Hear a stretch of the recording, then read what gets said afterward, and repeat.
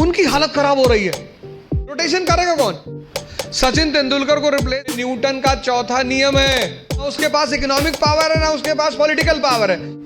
हमें ना कूदने जा रहा हो पकड़ के रेलिंग, वहीं से बताना।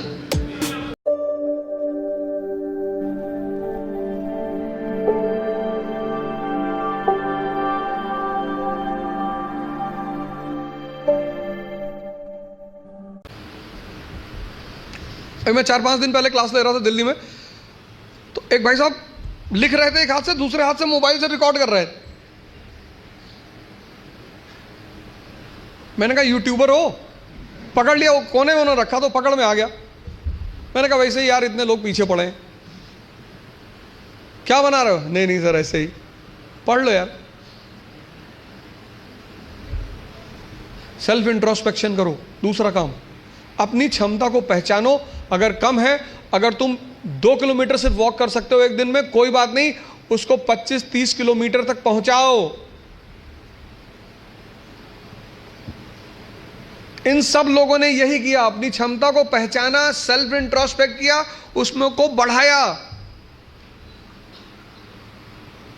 हम जब तैयारी करने आए थे, हमको कुछ नहीं आता था।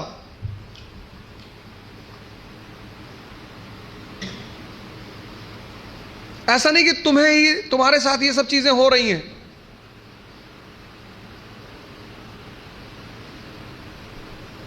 तो पहली बात, पहला काम क्या करना है? एग्जामिनेशन पैटर्न को समझना है। दूसरा काम क्या करना है? Self introspection. अब इस क्लास में बहुत सारे लोगों का PSIR ऑप्शनल होगा। कितने लोगों का है?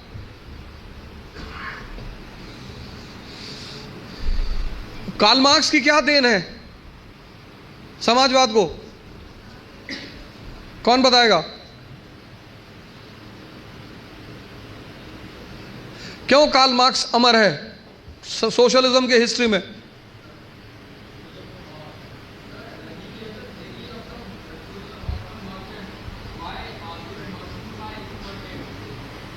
वाई?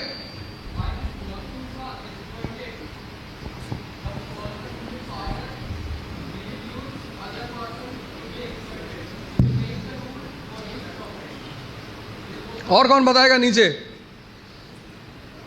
यस,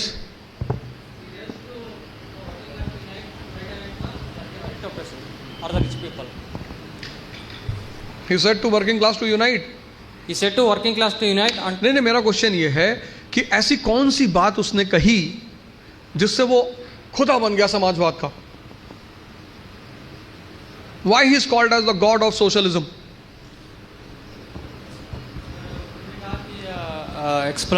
एक्सप्लॉइटेड वर्ग जो तबका है वो इसलिए एक्सप्लॉइटेड है क्योंकि उनके पास पॉलिटिकल एंड इकोनॉमिक वो नहीं है, इसलिए। और उन्होंने बताया लोगों को कैसा। इनको तो भाई पीछे।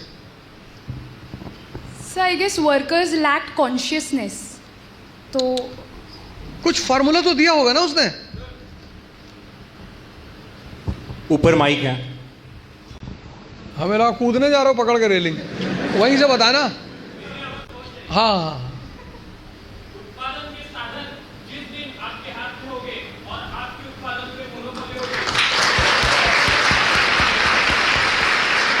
ये है।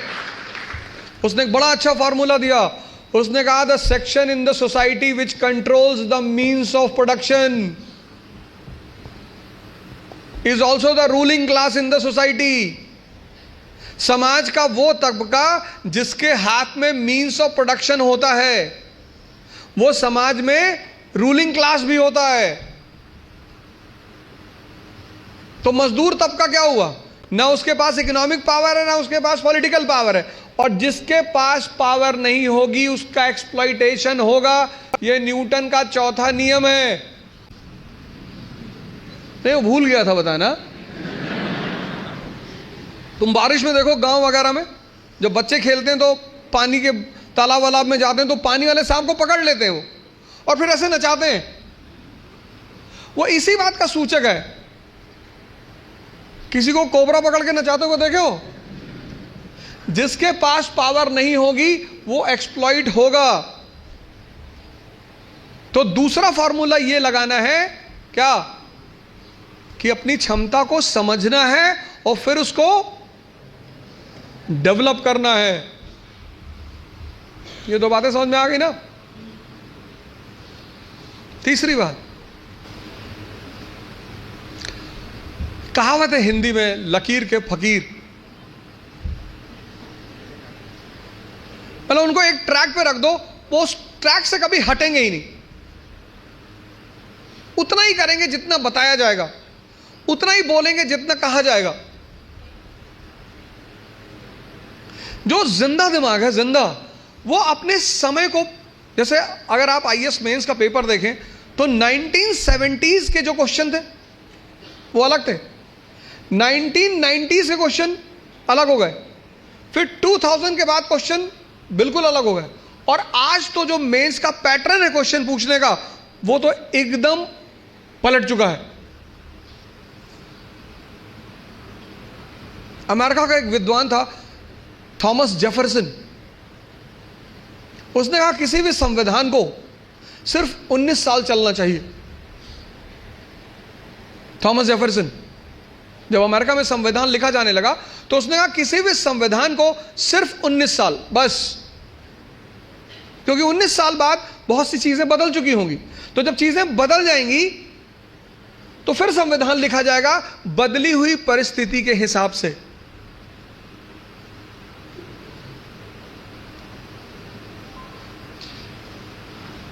गावस्कर किसी जमाने में क्रिकेट के सुपरस्टार थे, गावस्कर को रिप्लेस किया सचिन तेंदुलकर ने, सचिन तेंदुलकर को रिप्लेस किया विराट कोहली ने, अब विराट कोहली को भी कोई रिप्लेस करेगा।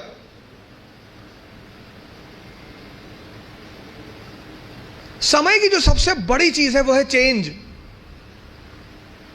Change is the law of nature, और जो चेंज को नहीं समझेगा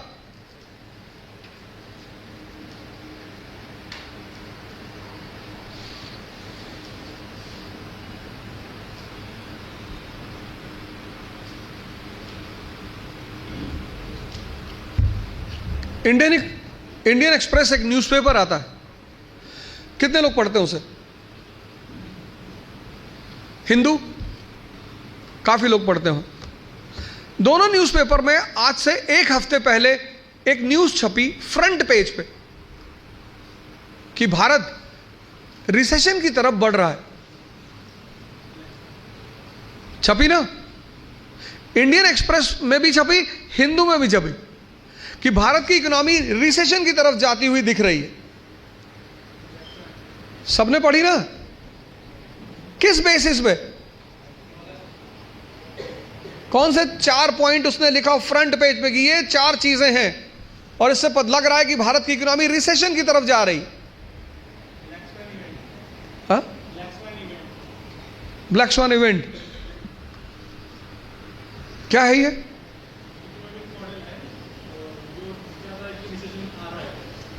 तो उसके पैरामीटर क्या दिया उन्होंने?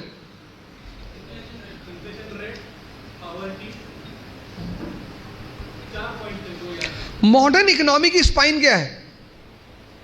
जो मॉडर्न इकोनॉमी है, नहीं, इकोनॉमी की स्पाइन, इकोनॉमी की बैंकिंग। मॉडर्न इकोनॉमी की जो स्पाइन है भाई, कैपिटलिज्म क्या है? Rotation of wealth. कौन रोटेट कर रहा है? बैंक। आज पूंजीवाद का दौर है ना कैपिटलिज्म का, तो कैपिटलिज्म की जनरल डेफिनेशन क्या है? Capitalism is rotation of wealth. Rotation करेगा कौन? बैंक। तो जो बाजार में पैसे को रोटेट कर रहे हैं उनकी हालत खराब हो रही है।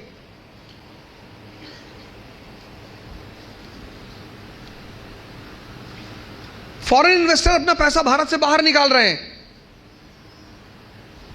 अगला जो क्वेश्चन बनेगा, अब जो मेंस आने वाला है, वो इन घटनाओं के चारों तरफ केंद्रित होगा।